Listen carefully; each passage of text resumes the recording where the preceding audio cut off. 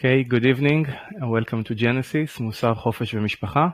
We are on Telegram, and I am very excited and honored to welcome Dr. Colleen Bridger, PhD, a renowned public health expert who is going to lecture us on the lasting impacts of adverse childhood experiences, offering valuable insights into how early trauma affects long-term health.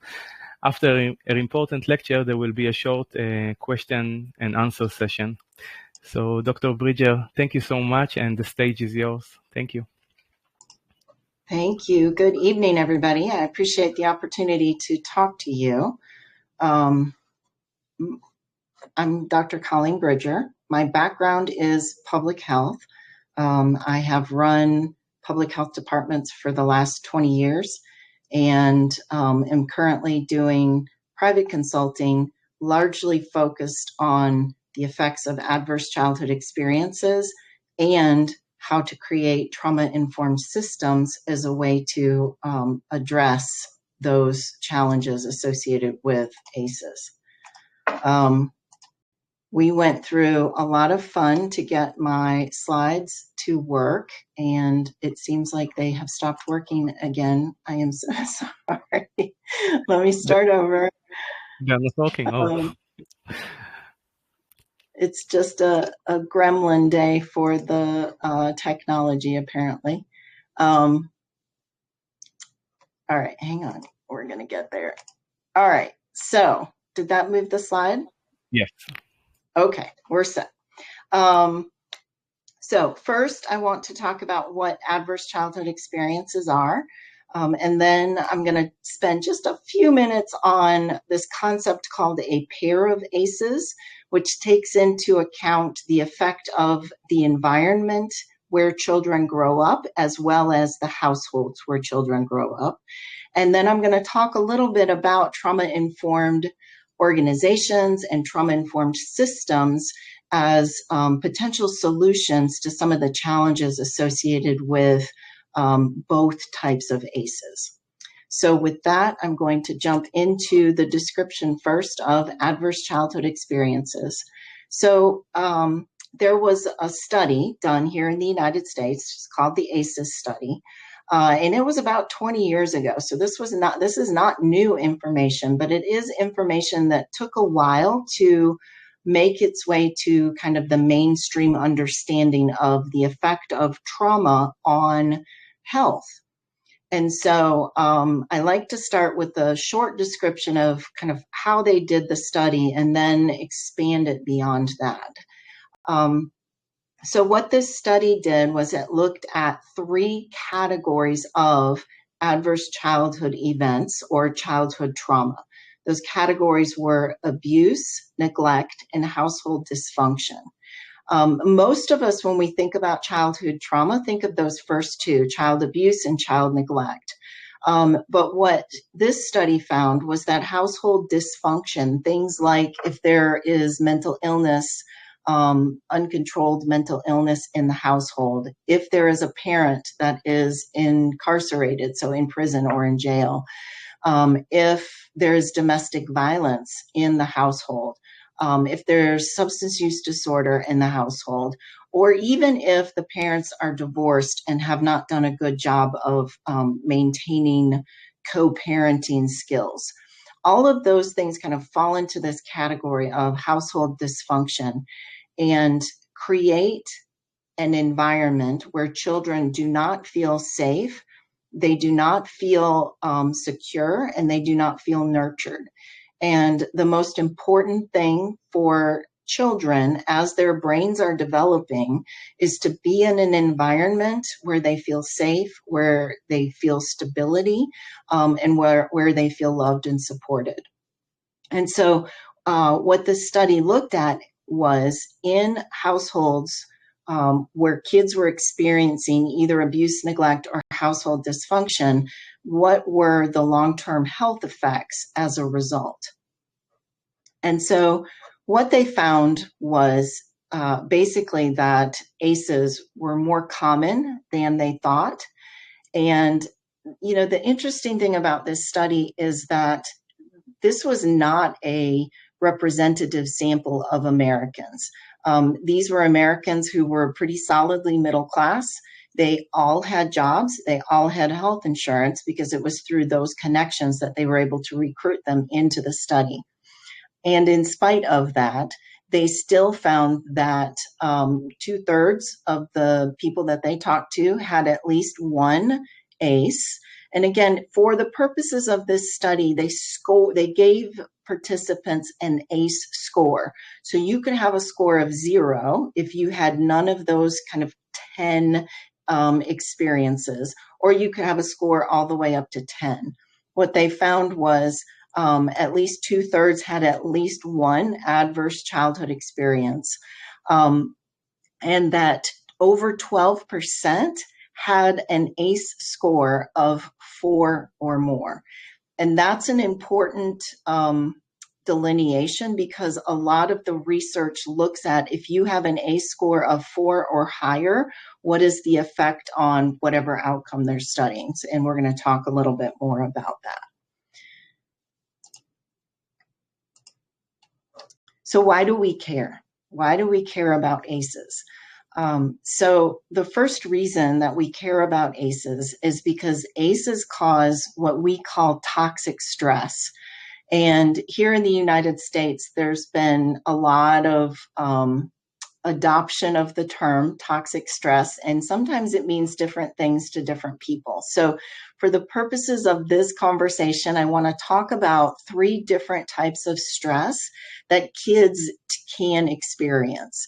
So the first type of stress is actually good stress. Kids need it. It's part of healthy development. It could be something like, you're 7 years old and you have your first spelling test.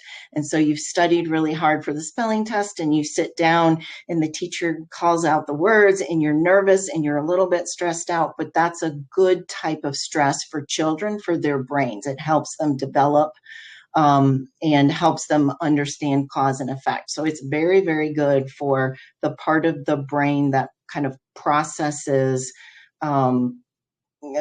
executive function. The next type of stress is what we call tolerable stress. So it's not good. It's something bad has happened in that child's life, but they have that safe, stable, nurturing environment to support them through it. A common example that I like to use here in the United States is that it could be that this child's grandfather has passed away at the ripe old age of 98. So it is sad. It is the first time that the child is having to process the death of a loved one. But we have rituals here in the United States. We are not afraid to talk about the death of a loved one. So there's lots of checking in. Oh, I'm so sorry. I heard that your grandfather died. How are you feeling? This child is surrounded by other people who are also sad. So, they can see that the emotions that they're feeling are normal emotions. So it's not a good situation, but there's lots of things around and surrounding and buffering the effect of that stress on the child's brain development. And then finally, we have toxic stress. And what we mean by toxic stress is essentially 2 things. The first is that it's capricious. And I mean that it is not something that the child knows when it's going to happen. They just know it's happened before and it is likely to happen again. And there is not an adult in that child's life to help them process and make sense of what's going on. So the example that I like to use here is, let's say that there is domestic violence in the household. So if there is a situation where the child's father is abusive with his mother, he knows that that is something that happens often, but he doesn't know when it's going to happen. So he's constantly on pins and needles, not knowing when something bad is going to happen to his mom. And he doesn't have anybody in the household that he can talk to about it, because he doesn't want to talk to his dad because he's afraid of his dad. And he doesn't want to talk to his mom because he can tell that mom already feels bad about this and he doesn't want her to feel worse. There's also a certain amount of stigma or shame associated with that. And so he doesn't feel comfortable going outside the household to look for somebody to help him process that, those feelings and what to do about them. So again, back to the reason why we started talking about this, why do we care about ACEs? Number one, it's because ACEs cause toxic stress. And why do we care about toxic stress? It's because toxic stress literally changes the architecture of a developing brain. So children's brains that are constantly bathed in this fear-based response, which a lot of people talk about, fight or flight, or fight, flight, or freeze, that generates a hormonal response in the body that then affects how the brain is wired.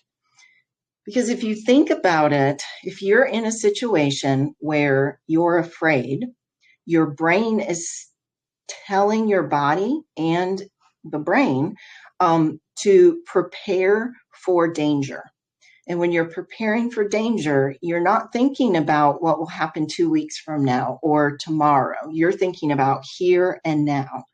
And there are different parts of your brain that control what's right in front of you right now and how do I stay alive, how do I stay safe, versus thinking about the future and that executive functioning, cause and effect. All of those things, that executive functioning gets put on the back burner while the child's brain is wiring for, you've got to stay safe. You're in an unsafe environment. Be alert, be aware. And that over and over and over creates what you see, these pictures, right? So the picture on the left is a neuron in a 3-year-old's brain that has not experienced any childhood trauma. So you can see there's lots and lots of kind of spaghetti connections in that neuron. The picture on the right is a picture of a neuron in a 3-year-old child's brain who has experienced significant childhood trauma. And what that looks like is actually a neuron more typical of a teenage neuron. And I like to remind parents who've experienced the joy of raising teenagers that one of the things that happens in teenage brains is they go through a pruning process. Completely normal development. It does sometimes lead to teenagers like losing their abilities to do things that they used to be able to do, like keep up with their shoes or keep up with their books or their glasses. But that's normal. That is the brain strengthening. If you think like a rose bush, when you prune a rose bush, what's left grows stronger and thicker and more robust. The brain does that in adolescence. When the brain starts to do that when you're 3 years old, what it's doing is strongly wiring that brain around the current environment, which is, I'm scared, I need to be safe, I need to deal with only what's in front of me right now because I don't know what's going to happen next. That leads to behaviors that are really challenging in school, for example. So you could have a child who has experienced that household dysfunction or abuse and neglect. And, he shows up to school and he's in that hyper alert mode all the time. So if he's in the classroom, he's sitting at his desk and one of his classmates walks in and looks at him for maybe 1 second longer than usual. And that classmate is looking at him for 1 second longer than usual because he's thinking, oh, did you get a haircut? And the child who is in that, kind of fear-based response mode perceives danger where there is not danger. And so that can cause that child to act inappropriately for the classroom. It could result in the child feeling the need to defend himself. So he could stand up, he could push the child who's looking at him. He could push his desk. He could yell, or it could cause the child more of a flight response, and they could run away for no apparent reason. So all of these things are happening. The teacher has no idea why the child is acting this way. And often what happens is that child then gets punished. And punishment, if not done in a trauma-informed way, can actually exacerbate this child's feeling of being unsafe. Here in the United States, punishment can often be isolation. We put the child in timeout. It can be yelling at the child. It can be hitting the child, spanking them. And it can be sending them away, so ostracizing them from their social structure. All of those things just reinforce in that child's brain that they should be very, very afraid. Ultimately, that happens over and over and over. The brain wires for that. And the part of the brain that's responsible for the executive function, the prefrontal cortex, this part of the brain, becomes underdeveloped.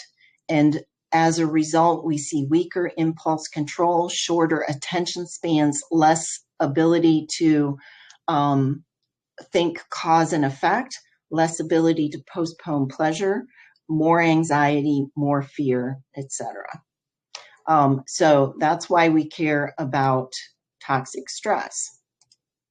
But the other thing that happens is the brain is doing all of this stuff, and it's also, of course, talking to the body. And so while it's programming its wiring among its neurons, it's telling the body, you need to be ready to go at any time, run away from this danger, protect yourself from this danger. And so that creates a chronic stress messaging to the rest of the body that results in chronic inflammation. And what we see as a result from a health perspective is greater and greater numbers of children who are suffering from chronic diseases that we typically see in middle age. So diabetes, obesity, high blood pressure, as well as anxiety, depression, etc.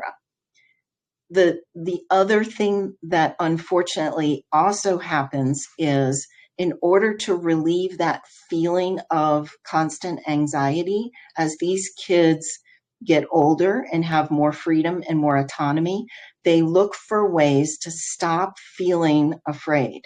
And often what that means is they look for substances, so drugs, alcohol, tobacco. They can become addicted to video games. They can become addicted to sex. They look for ways to just for a moment stop feeling that anxiety, and ultimately they turn to things that are highly addictive. So you've got this double whammy of the brain is constantly on guard, looking to protect itself, not thinking about the future, as well as these kids get older, they resort to self-soothing through addictive behaviors. And it just sets them up for a lifetime of behavioral and physical challenges. And so what we find is that there's literally a dose-response relationship between your ACE score and your likelihood of developing chronic health conditions. And so that's like the big takeaway for us is that childhood trauma can make you less healthy as an adult. That was not something that we very clearly understood. We thought that, okay, yeah, children had a bad upbringing. It just makes them stronger, more resilient. They'll be fine. But what we found instead was, no, it actually makes them much more likely to have these chronic diseases. In addition, of course, as you would expect, it has adverse effects on behavioral health.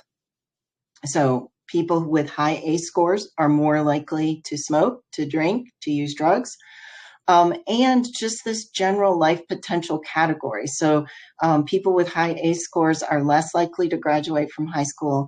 If they do graduate from high school, they're less likely to go on to additional education. They're less likely to have a fulfilling career. And if they are able to enter into the workplace, they're much more likely to be absent and much more likely to be fired.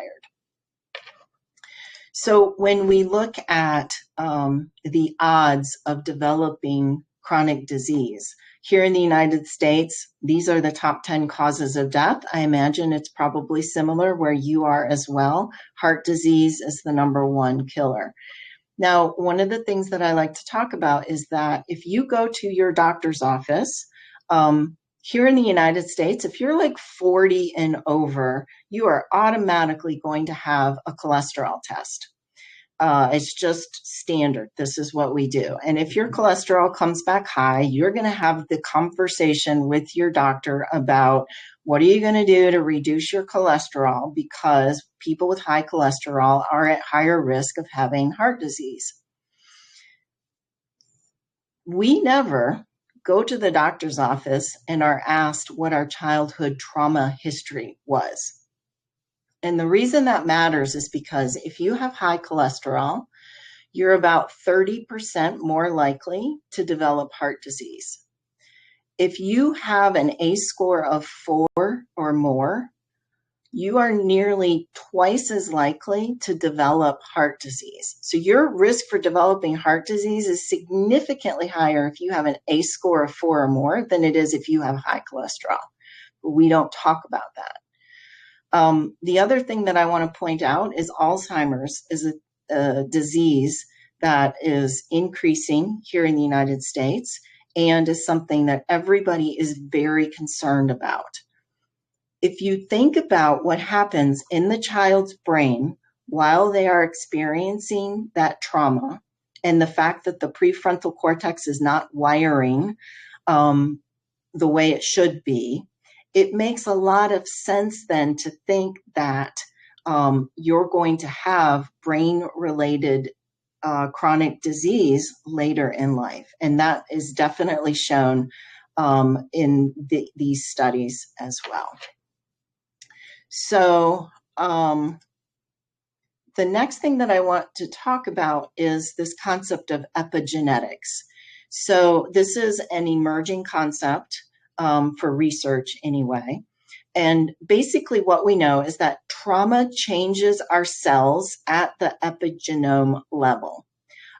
We also know that diet, exercise, not getting enough sleep, stress in general, those things also affect our cells on that deep level. So you're born with certain genes, but those genes can be turned up or turned down based on your environment, your trauma, your diet, your exercise, your behaviors. And so what we think we're seeing is that people can experience epigenetic changes that they can then transmit to their children. And so what we get is this amplified effect of trauma, and especially amplified effect of generational trauma. So if I have a high ACE score, I have a child who is raised in a dysfunctional household. Not only does she have a high ACE score because of her current environment, she also could have inherited a higher risk of chronic disease as a result of a high ACE score simply from being my child. So that's something that we're trying to research and understand a little bit better, but it makes a lot of sense that especially our teachers these days are saying, it just seems like it's so much worse than it's ever been. And I think it's because of that exacerbated effect from the epigenetics.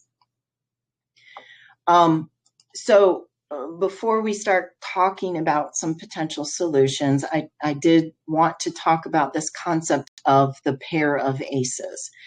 And so the first ACE is this adverse childhood experience. So that's what we've been talking about. The second ACE is adverse community events.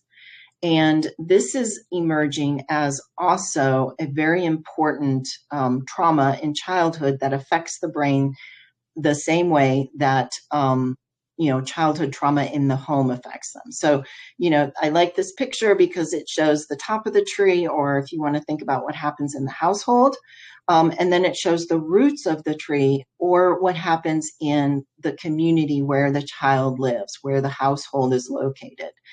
And so, that can be natural disasters, that can be war, that can be, violence in the community. It can be living in an area that doesn't have much green space, or, just is dilapidated and not a good place to live. And so that's something that we're also kind of keeping our eyes on, is recognizing that even kids who live in households that don't contribute to a high ACE score can still not have that feeling of safe, stable, nurturing environments that they need to thrive, because their neighborhoods are in chaos and causing trauma. So I never want to talk about this without talking about some solutions. So starting with solutions to, on an individual level, how to create resilience. Of course, trying to address the challenges in the households, making sure that you're reducing the adversity and creating that safe, stable, and nurturing environment and relationships for kids. And what we know is that if kids can't get that in the household, if they get that in other places, their brains do better. And so it's not, it isn't something that we just throw our hands up and say, well, there's nothing we can do about what's happening in the household. There is absolutely kids who have strong relationships with other adults do much better, even though they have a high ACE score from their household. I give this talk a lot to adults who retrospectively have gone back and said, oh my gosh, my ACE score is 4. What do I do? And so, I like to talk about ways that people can recenter and reset. And they're all things that we already know, but just need to be reminded. So anything that you can do to give your brain a break from being afraid is good for your brain. So sleep, exercise, making sure not to eat foods that cause inflammation. So junk foods, lots of sugar, lots of fat, those are all bad for your brain and your body. And if you're already in a hormonal state that's contributing to stress hormones, this just amps it up. So better nutrition, mindfulness, meditation, yoga, all of those things are really good for your brain. And then mental health counseling. If you're really struggling either with your children or with your own childhood trauma, therapy has come a long way in learning how to address those challenges and help you heal and help your brain heal from that. The other thing is that you can also ensure that trauma-informed approaches are used in your interactions with people, and then also at the systems level. And I'm going to talk about that in a second. I don't know if you all have had the opportunity to see this documentary. I highly recommend it. It's called Paper Tigers, and it looked at a high school. So here in the United States, we have what are called alternative high schools, and it is the place where students go as a last resort before they're either kicked out or dropped out of high school. So alternative schools are really, really challenging places to teach, and they have some of the most challenging students and therefore some of the worst outcomes. A particular school in the state of Washington here in the United States implemented a trauma-informed approach. And after 4 years, they did an evaluation. And what they found was that the number of kids who were suspended or kicked out of school dropped 90%. The number of kids who were just told, you're done, there's no more room for you in this school system. So none of these kids were expelled from school. The grades and graduation rates improved significantly. And here's the key takeaway. Regardless of what the student's ACE score was, the teens all thrived in this trauma-informed environment. And so here in the United States, we're having this, I think, crazy debate about should we screen all children to find out what their ACE score is and then take the ones with high ACE scores and do something different with them and leave the ones with low ACE scores to do the normal stuff. Or, and this is what I recommend, do you use a universal precautions approach where you assume everybody has some trauma somewhere? If we're all trauma informed, all of us will do better. And what this documentary shows us is that this kind of universal precautions approach works really well with everybody. And then you avoid the whole stigma of, oh, you have a problem, so you have to go to this special program. So highly, highly, highly recommend trauma-informed approaches. The problem with that is when you say that, then suddenly everyone is trauma-informed. And we were doing some work. So one of the places where I worked on this was for the city of San Antonio. San Antonio is in the state of Texas. It's the 7th largest city in the United States, with about 2 million population. And so we started talking about, okay, the solution to dealing with adverse childhood experiences is you should be trauma-informed. And so then everybody, when they would apply for grant funding from the city, would say, oh, yes, we're trauma-informed. And we realized we really didn't know how to define it, what it meant, how to prove it. And so I want to talk a little bit about what do we mean when we say you should be trauma-informed. So the key components for trauma-informed care, and I will say, as a native English speaker, I do not like the term trauma-informed care. Somebody else created it, and so now we're living with it. But I apologize. It is an awkward term. It does not do a good job defining itself. And so we have to spend a little bit of time saying what we mean when we say trauma-informed. So some of the key components of trauma-informed care include this universal precautions approach. So if you're talking about a trauma-informed care organization, for example, that starts from the moment the person walks in the door, every single person they come in contact with, including the front desk staff, the janitorial staff, the clinical staff, etc. You can't just say, oh, well, just the people who are providing therapy, for example, to these children need to be trauma-informed. It is the entire organization. So the moment they walk in the door to the moment they walk out the door, everybody that they come in contact with. Second component, kind of demonstrating awareness of the impact on trauma. And especially thinking about your workforce. And so additional studies have shown that people with high ACE scores are more likely to work in the human services field than people with low ACE scores.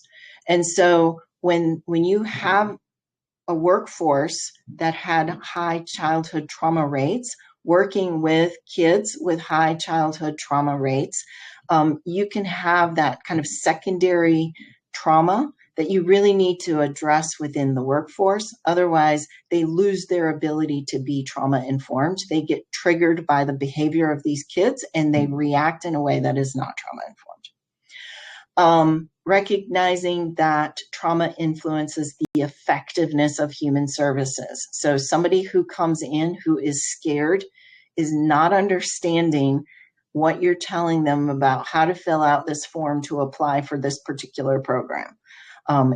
You really need to recognize trauma's effect on executive functioning, help people relax, feel safe, feel valued and heard, before you can launch into and here's what we're going to do to help you. Otherwise, they just can't process while they're afraid.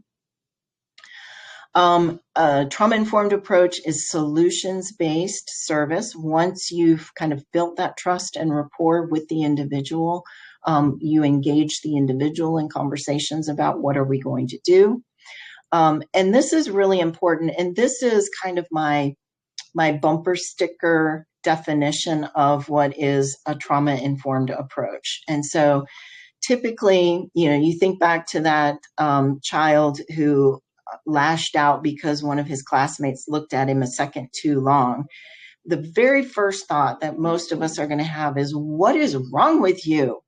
Right? I mean, that's just a human response to somebody who we don't know why they're acting that way. So we say, what is wrong with you?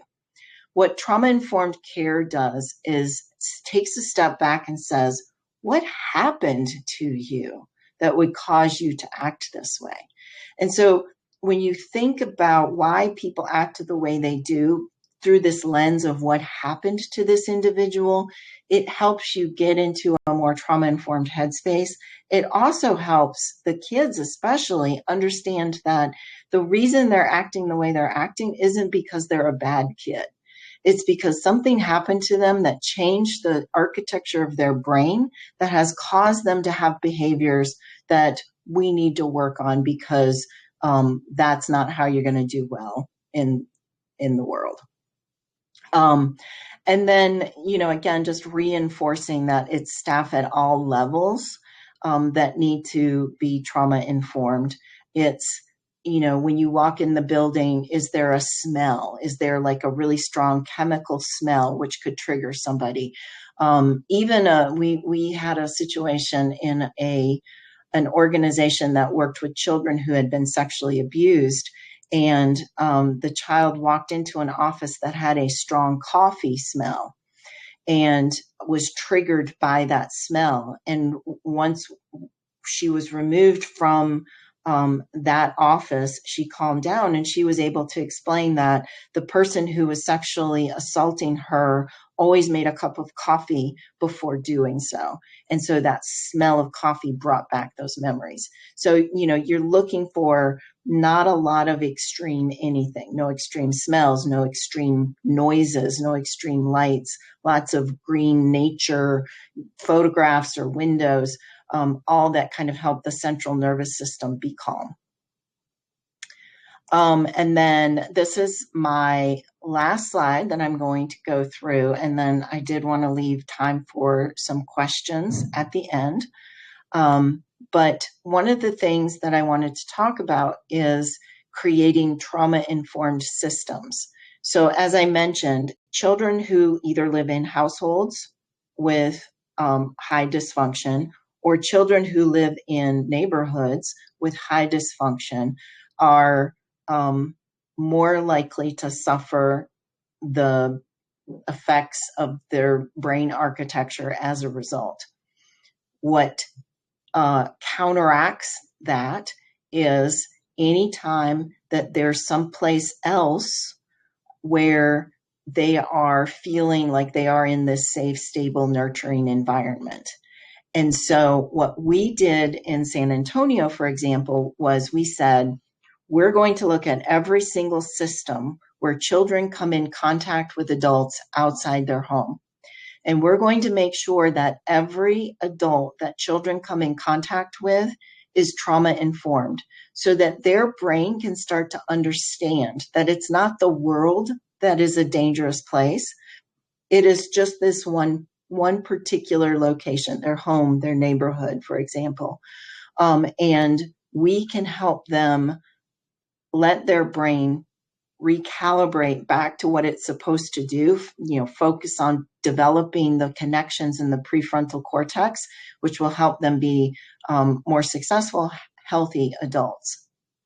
And so we looked at, well, how do you create trauma-informed systems? And what we found was that there are 5 common components in trauma-informed systems. One is that it leads to a feeling of safety. 2 is that there is choice. for the individual.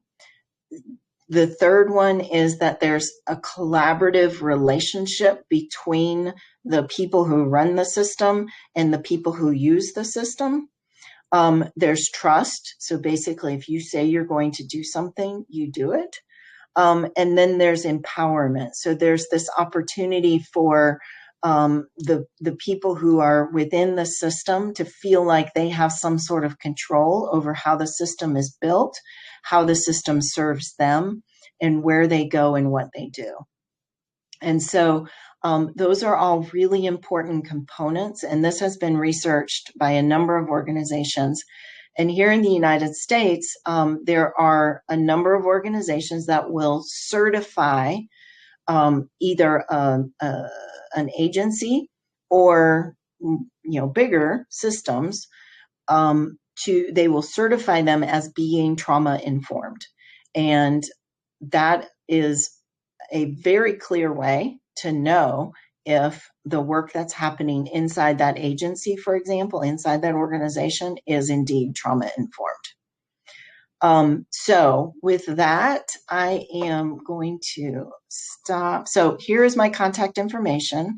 There's my email address if anybody would like to reach out to me. I'm happy to share my slides.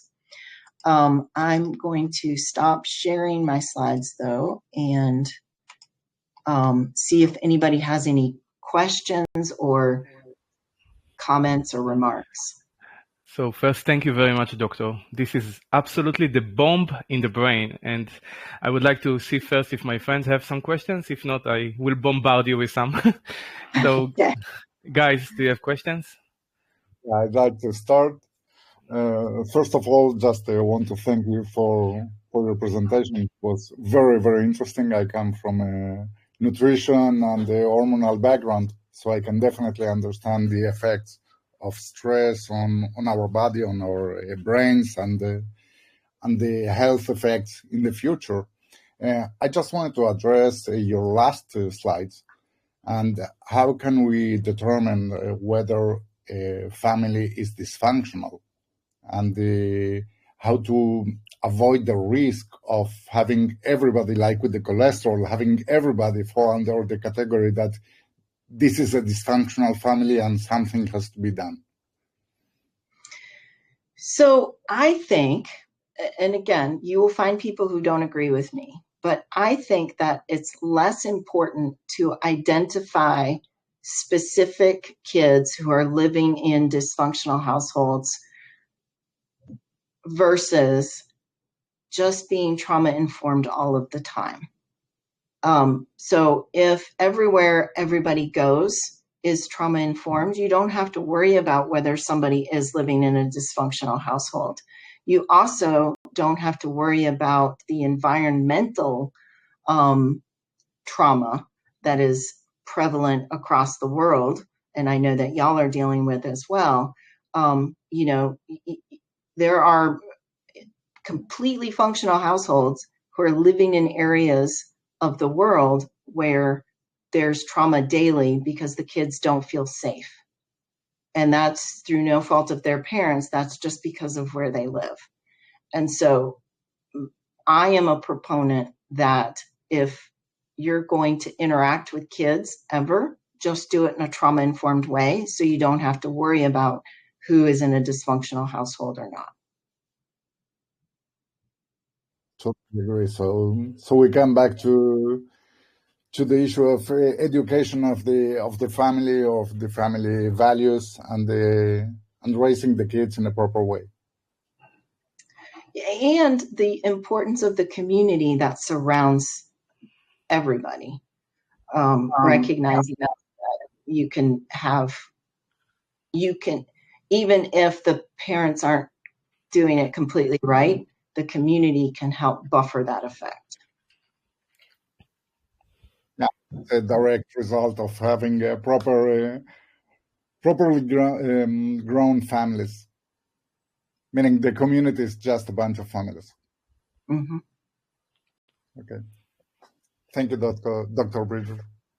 Thank you. Anyone else want to ask a question, please?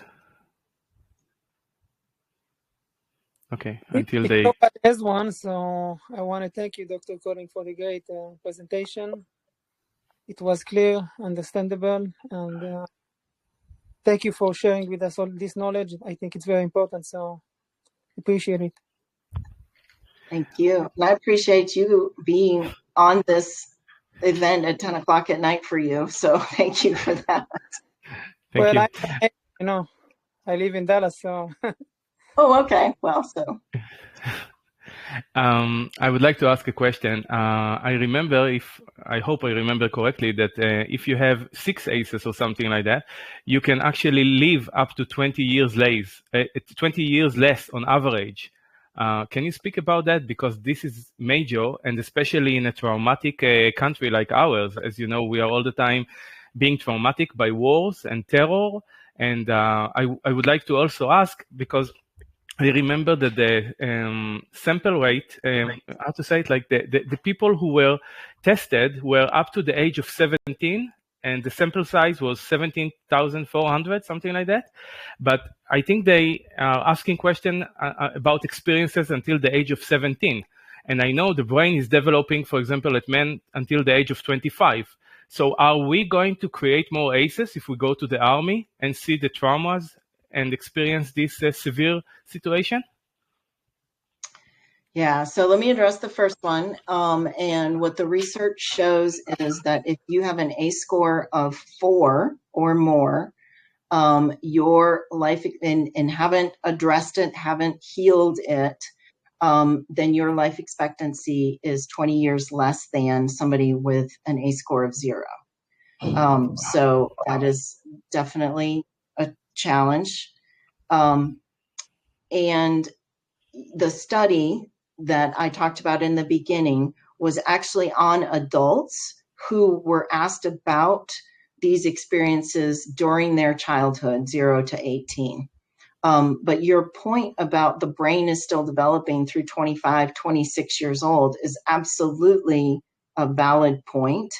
And it's, there are pros and cons to that. It means that the brain is very plastic while it's still developing. It's much more plastic than once it's fully baked, so to speak. So it's easier to rewire the brain from that, 0 to 26-year-old age range. So if you identify a problem and you start working on it, it's easier to fix it in that age range. But it also means that the brain can wire in a trauma response way through the age of 26 as well. And that is a struggle. And so you mentioned soldiers going into war situations. We already know that soldiers suffer much more significantly higher rates of post-traumatic stress disorder, PTSD.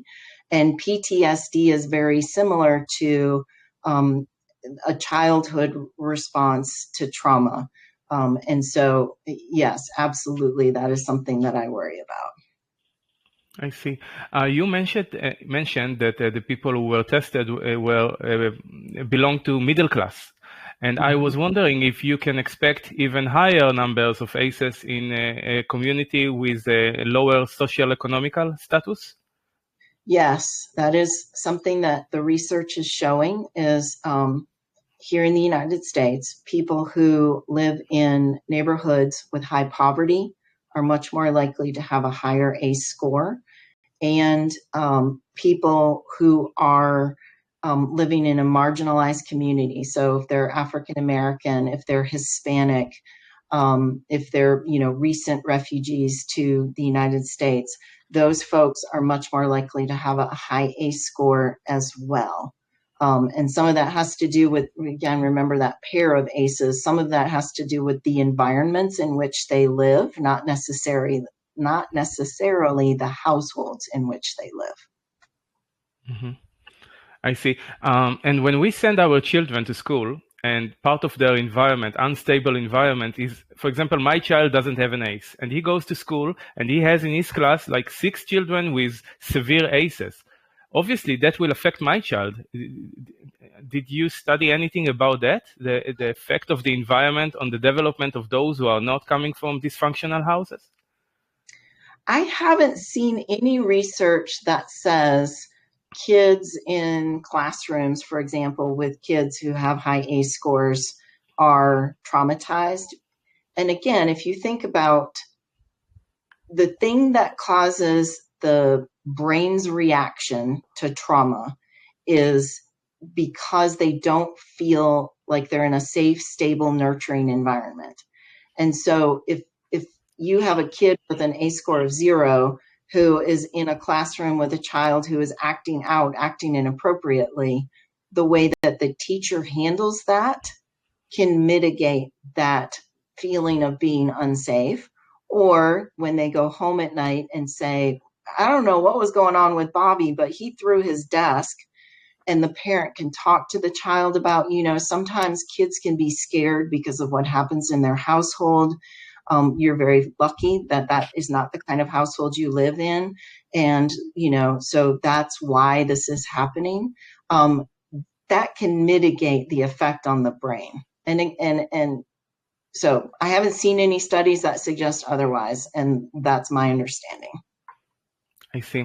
I'm thinking, and kindly correct me if I'm wrong, if an adult is finally informed of his ACEs, and what would be the best approach to come to his parents and maybe deliver the responsibility and allow them to ask for forgiveness or something? I pretty much believe that if the parents who did wrong acknowledge that responsibility, it surely will help that adult to release some of the burden. So what, in your opinion, is the best approach to do that, if at all? Yeah, it depends on the parents. Sometimes the parents recognize after the fact that what they did was not a healthy way to raise their children. And it's very healing for the adult parent and the adult child to have that conversation, and for the parent to say, I messed up. I was doing the best I could at the time, but I see how my drug use, for example, was harming you. And for that, I feel terrible. A lot of times, though, these parents will not take responsibility for their behaviors affecting their child's development. And so these adult children need to go through mental health counseling, and it's gotten so much better just in the last 10 years. Counseling to help adults deal with their childhood trauma has really, really improved. And there are very specific steps that you go through in order to identify, process, and heal from the trauma of your upbringing. Mm-hmm. Why do you think? Because, for example, here in Israel, I never heard about a physician, a doctor, who is asking those questions in regards to ACE. And I'm sure that even in the US, it's not even fully applied. Is there like an open conspiracy here, like to keep away this important knowledge? Because I think this is probably the most important factor we should know about. Why is it like that? I don't think it's a hidden conspiracy. I think it's a human nature to not want to talk about all of those uncomfortable things. Here in the US, doctors have 15 minutes. It's much easier when they have a regular doctor's appointment with people. They've got 15 minutes. That's it. And so it's much easier to talk about your lab test says X, you need to do Y. If you open that can of worms, so to speak, about what was your childhood home like, that's more than a 15-minute conversation, and physicians are not trained to have that conversation or necessarily to even know what to do about it. There's a little bit of improvement if somebody goes to their doctor and says, I think I'm suffering from the effects of childhood trauma. They'll know to refer them to a mental health professional. But I think they're just so uncomfortable. Nobody wants to talk about child sexual abuse, for example. It's just a really, really difficult subject for anybody, at least here in the United States, to talk about. when you speak about the ACEs and the correlation, is it absolutely necessary that someone that has 4 or 6 ACEs will develop the statistics that you shared? Or no, it is not. It is, again, the research looks at populations and says this population is at higher risk of developing these things, but that doesn't necessarily apply to individuals. Because every individual responds to and processes and heals from trauma differently. So it is not a given. It is just like, somebody whose dad died of heart disease, that you're at higher risk of dying from heart disease, but it doesn't mean that you're going to die at the same age as your dad did. It's a warning sign that you need to do things differently. You need to eat better. You need to, center yourself on a regular basis, and that will reduce your risks at the individual level. Can I ask you 2 or 3 more questions, please? Yes. Thank you. For example, is there a correlation or higher numbers according to those researchers about the percentage of people in jail? Or, for example, wedlocks, children out of wedlock, and a lot of other dysfunctional things later on in our life in related to our traumas? Do you see a connection? So I think your question is, if you have a high ACE score, are you more likely to go to jail? Yes, for example, or to have a child out of wedlock, or anything else which is not going to be very well for your life and your children. Yes, any behavior that requires kind of cause and effect thinking is adversely affected by a high ACE score. So all of those things that you listed could also be a result of your brain not having developed that executive function, cause and effect thinking process. Will it also lead to lower IQ? No, it does not affect IQ. I see. Okay. And can you explain a little bit more in details about the mechanism of the inflammation? I mean, once the bomb in the brain is changing the architecture, and eventually, how does it lead to this stress that eventually, many years later, turns into those sicknesses? If you can. Okay. Thank you. So when you are in a dangerous situation, your brain tells your body to produce certain hormones that allow you to run away from that situation, for example. So your body actually physically changes. There's more blood flow that goes to your legs so that you can run away faster, less blood flow that goes to your stomach because it doesn't matter if you're digesting your food right this minute. As well as different hormones that help your legs do better and help your reflexes be faster. Again, just it's all about, we saw a dinosaur, we had to run away from the dinosaur. That's how we evolved. So what happens is the more your body is exposed to those hormones, those stress hormones, the more it creates those responses, which leads to chronic inflammation. And I like to joke with people when I'm talking to them, like when you're my age, chronic inflammation is a fact of life, right? That's just something that, you got to be old and that happens.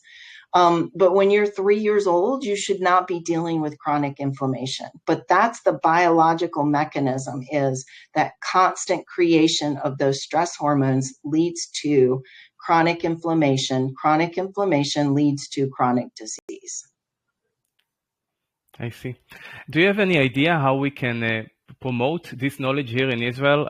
How can we, inform the doctors, or what can be done? I mean, you probably have a lot of experience in promoting this knowledge. What is the best approach to make people informed of this massive crisis?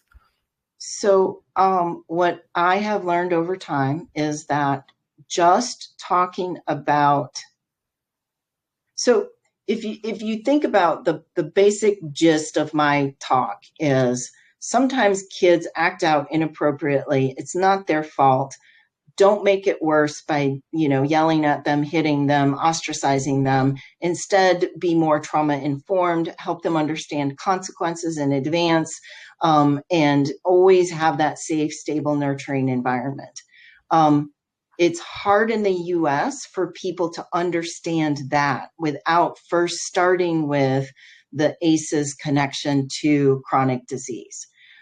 They can't see themselves in that safe, stable, nurturing lecture if you don't start with, here's how childhood trauma affects your brain, here's how brain affects your behavior, here's how that affects your body and puts you at higher risk of chronic disease. So my recommendation is don't jump straight to the solution of trauma-informed approaches. You really have to walk them across the ACEs bridge in order to get them there. I see. Wow, this is overwhelming. Seriously, I think it's the most important thing I've ever heard about children and its effect. What else do you think we must do about that or understand? If there is like one point that you want to emphasize for the the punchline of the lecture, what would it be? I think now that we've all walked over that ACEs bridge together, I think the punchline is there are no bad kids. Kids act inappropriately because of what has happened to them, and responding in a trauma-informed way is how you're going to help them rewire their brains to respond more appropriately and develop, healthy brains and healthy bodies into the future. Okay. Well, it's been an hour and I know you wanted to keep it for an hour. So I would like to say thank you from the bottom of my heart for what you're doing for us, and bless your heart for this kindness and very important information.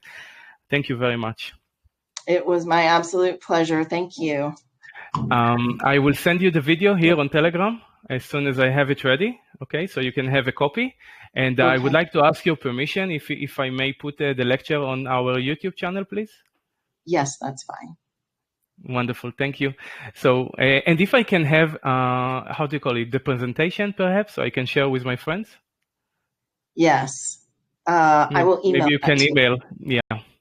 Okay, so guys, if you can open your microphone and say thank you, that would be very nice. Thank you, Doctor, thank you. Thank you so much. Thank you. Thank you for the great knowledge. Thanks a lot. Okay. Have a beautiful evening. Thank you very much. Bye.